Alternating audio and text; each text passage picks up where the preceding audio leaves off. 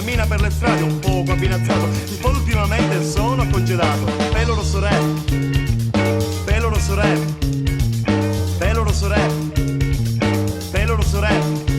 È arrivato una mattina con la sua valigia, ma forse non fa conto di materia grigia. Infatti se n'è andato tutto difilato, lasciando la valigia è proprio femorato. Pelo rosso rap, pelo rosso rap, pelo rosso rap, pelo rosso rap.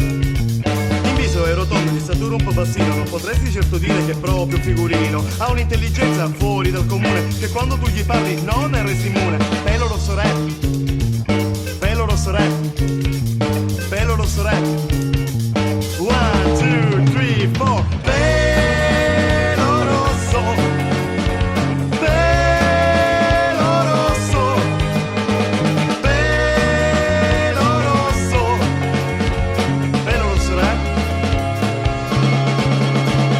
In quanto all'amore è un bel postigato, si innamora sempre ma poi viene castigato. Si alza la mattina con in testa un protone, si corica la sera come un super protosincrotone. Pelo rosso rap, pelo rosso rap, pelo rosso rap. Ha i capelli molto foggi, ormai è quasi calvo. Meno male che li è rossi, almeno è fatto salvo. Spende limioni, cento e più lozioni, che ormai i farmacisti gli rispondono rompi coglioni. Pelo rosso rap, pelo rosso rap, pelo rosso rap.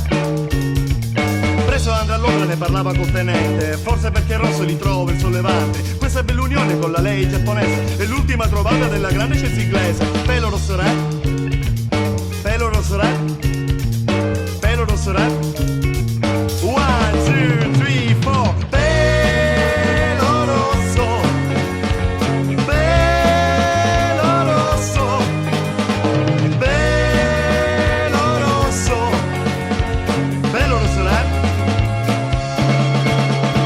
Ma ricorda caro pelo, prima di partire questa bella compagnia non puoi dimenticare. Qui c'è più di uno che ti vuole bene, non inventar bombe per il tuo bene.